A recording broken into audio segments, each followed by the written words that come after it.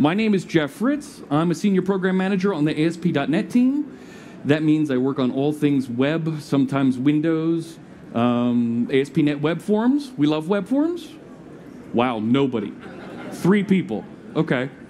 And I also work on things like WCF. And WCF has kind of been around for a while, right? And it's real big, heavy framework, right? And I've always looked at it as the Spider-Man framework, because with great power comes great responsibility, and as soon as I write that configuration file, I'm not touching it. Because you need to be a freaking guru to know what's going on in there and change it and make it work, right? So let's get beyond that. Let's talk about how we can actually take WCF and use it in these containers with the microservice type of architecture, because we have been doing distributed architecture.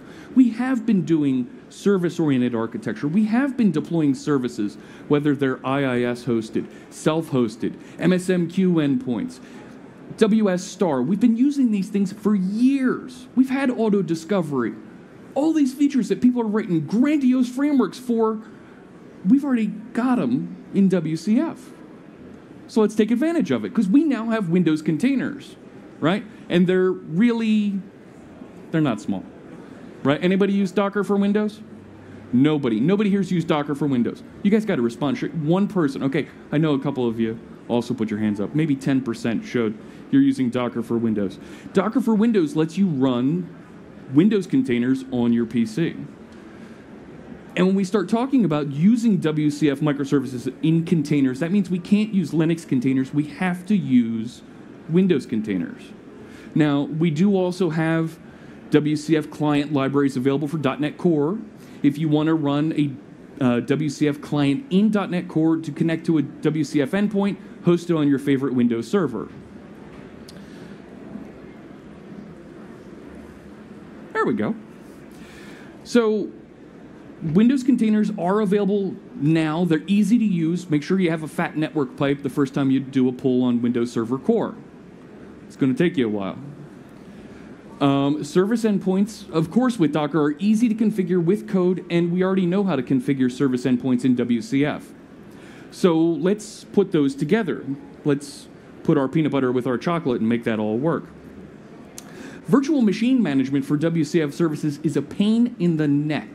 Okay? I was working with a customer about 2 months ago, and they had upwards to 40 different WCF service definitions and hundreds of instances of virtual machines running copies of those WCF services.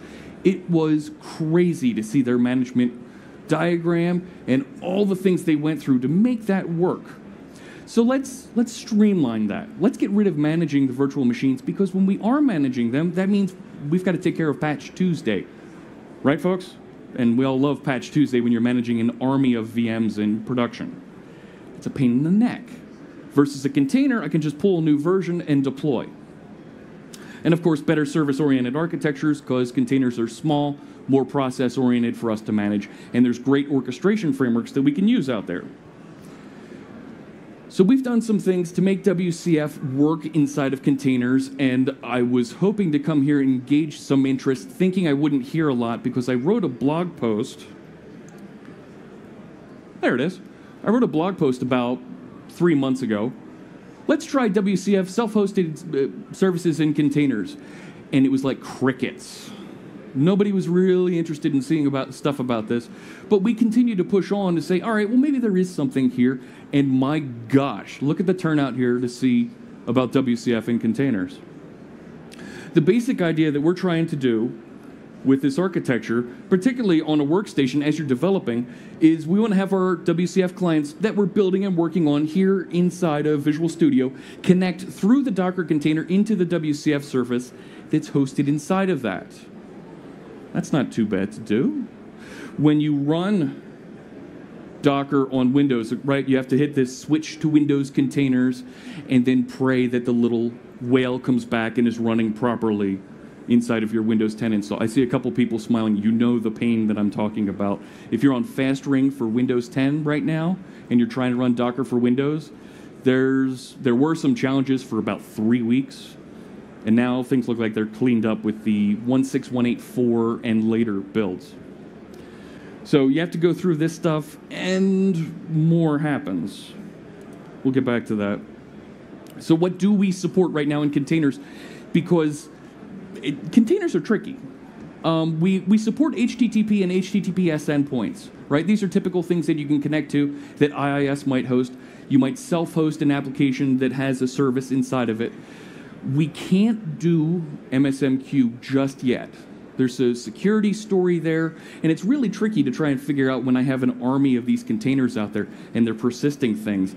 Well, I want to persist as I'm going through the queue on those endpoints, but I need to save things properly so that they stick around even if I lose my container. So we're still architecting and working on that.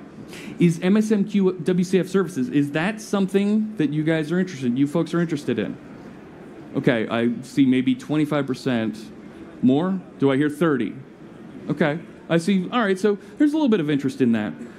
But IIS hosting, self-hosting, these are very easy for you to get set up and running inside of a container with WCF with some of the default templates, and we have some samples available for you out there to help get you started, pointed in the right direction.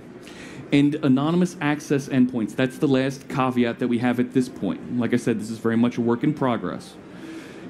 We can't do security yet because, once again, container, when a Windows container starts up, how do I register and get that into Active Directory? It's a little bit tricky right now, but we think we have some ideas about how to make security work. So what does a WCF Docker file look like?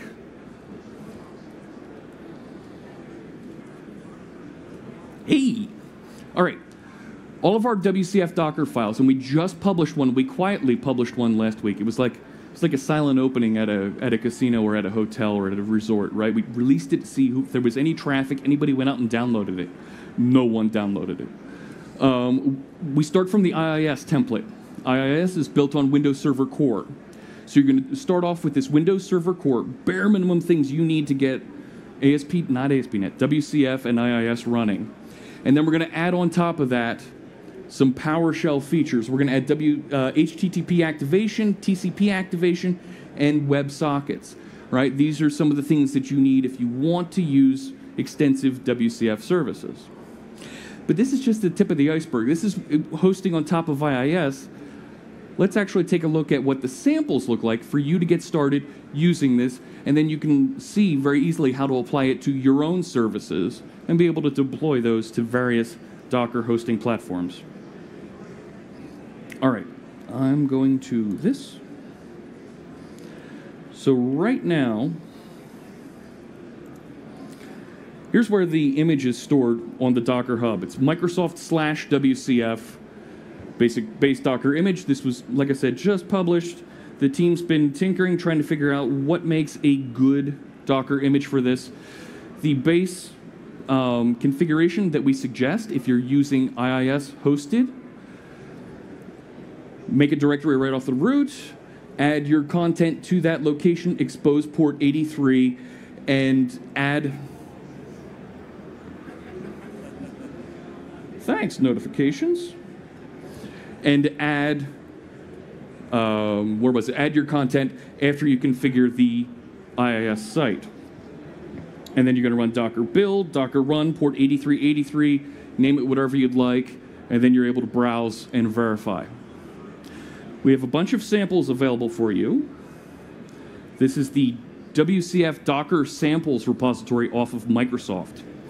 And you can go down, you can see these are all 462, but there are two samples here. There's a IIS self-hosted WCF sample, and there's a self-hosted WCF sample with instructions about how to get those up and running. I'm going to drill down into this 462 so you can see there's a self-host, a basic HTTP self-host. That's the first one's, TCP self-host, and then basic IIS host. So you have your choice of a couple different samples, and these are the 3 supported scenarios that we're looking at right now. Now, we are very much, for this type of project, looking at a lift and shift scenario. The Docker tooling that comes with Visual Studio doesn't recognize and handle the Docker self-host projects properly. It doesn't properly know how to set up things, reference the WCF image. You're going to have to go through and do a couple things, which also means it doesn't support debugging using the WCF image. That being said, if you were to do a new project, let's just do a quick project here, and you were to choose .NET Framework, I'm going to choose Web Application 13 because it's better than Web Applications 1 through 12. I'm going to choose Web Forms. Wow, the 1 through 12 joke got nothing. Okay, I got one down front too. So when this starts up, if I were to go and just add a WCF service, because it's a ASP.NET application, and of course I can add new services to this. WCF. There it is. This one, sure, we'll call it Service 1 because I'm that descriptive. All right, so it's added. It's here in my project. Go away properties, all my references, and there's Service 1. So nothing to it. If I were to use the add Docker support here, this is going to actually add the ASP.NET image, which doesn't have all the features to host WCF. Check it out. It's bringing in Microsoft ASP.NET. So that's everything you need to host web forms.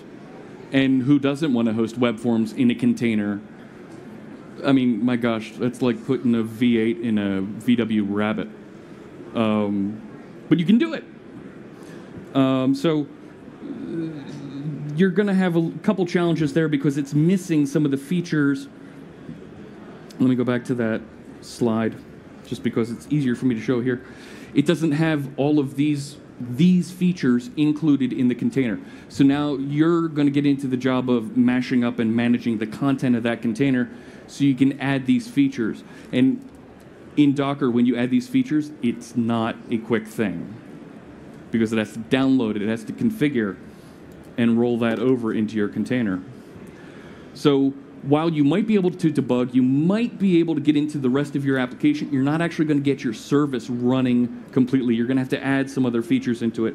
I'm not going to do that here right now because I want to show you the one that I have with a real basic HTTP host with a Docker file sitting here. And if you look, this is very much a standard sample one that says the service is ready, thread sleep, host close. It's literally just sitting there waiting.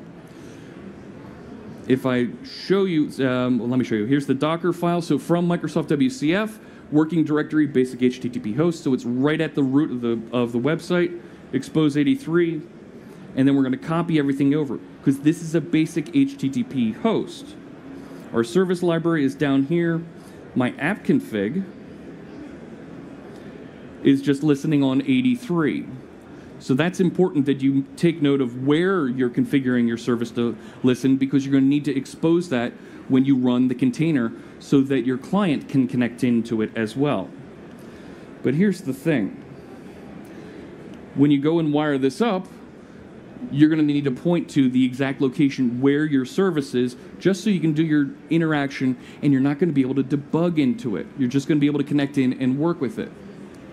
So it's not a very valuable experience at this point. You can get your stuff into containers, you can deploy that container, and then you're able to interact with it, but you're not going to be able to debug with it, which throws you into that container mode that we see with other folks who don't have Visual Studio in the full debug experience, where you're going to have to log everything so that you can see the debugging, and so you can kind of debug and see what's going on, and that's not easy.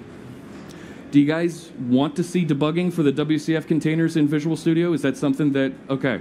And who's actively developing with WCF right now? Okay, so I just want to make sure that it was the same group who said, yes, put debugging in it, because I want to make sure those folks aren't saying, yeah, Fritz, do more work, even though I'm not going to use it. True story, I had folks asking, hey, we want F# for web forms. I said, great, are you going to use it? Well, no. Then why should I build it? So that's how you hook that up, and then when you build your container and you run it, you are able to get those connected. There's documentation about exactly how to do that sitting out here inside this samples folder. with the complete instructions of how to build your images and get them laid out and then connect into them. It's doing this here, you can see it's doing Docker run standard in, standard out, because it wants to write all the log information, all the output, out to the log file so you can see it when you run Docker logs, okay? So, that's how you do it with the basic HTTP host. I have the other sample sitting here. Let me open. This is basic IIS. So this Docker file, right here's, we're allocating the IIS website that is configured with a physical path, and it's got binding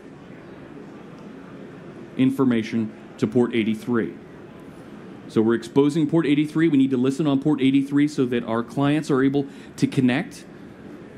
And then we're going to copy our contents into that C service test folder. The test client, when I built, here it is. Once again, you need to change this, and because I have it copied into a folder off the root of the container, inside the container called WCF service test, I need to include that, and then my service name, service1. Now, there's a lot to consume there. There's a lot going on. This is very much a work in progress. I've heard a lot of great feedback from you guys that you do want to see this. You want us to build more on this. I'm going to take this back to the team. We're going to continue to iterate on it. I want to make sure you have the links to these GitHub samples and where they live at.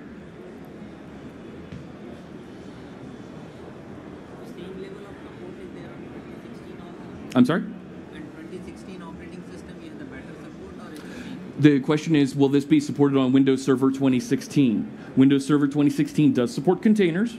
You can install and run Docker on that, and you will be able to get everything running. Debugging capability or other things are The debug capabilities.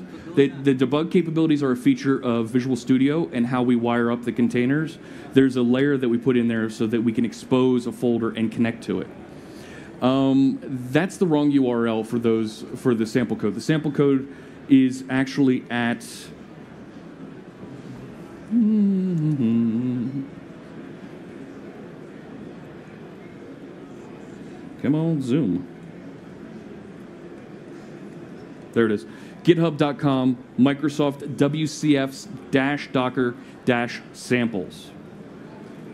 But this is a lift and shift scenario. You're going to have to build. This will work great if you're doing a Docker compile in the middle of your deployment scenarios. You'll be able to get that deployed and shifted out there. But that's where you can find the samples that talk you through this. We've got more information we're going to post on the web dev blog on MSDN as we continue to build this out, as we add more features. I'll come to your question in a second. But I encourage you to check it out, see if this works with some of your existing samples, your existing services, so that you can try out containers for WCF. Now, there was a question over here.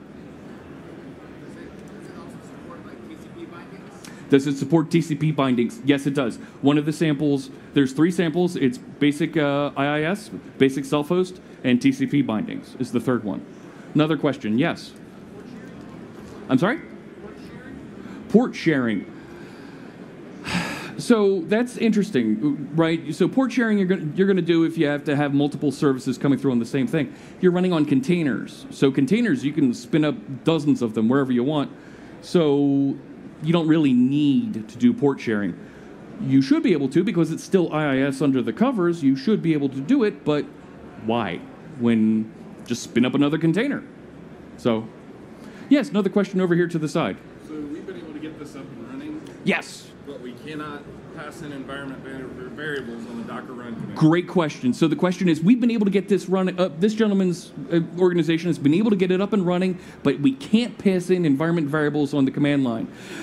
If only you'd been to my earlier session today on ASP.NET. So here's the deal. You're absolutely right. You can't pass in, you can't orchestrate with Config Manager inside of an ASP.NET or .NET Framework application.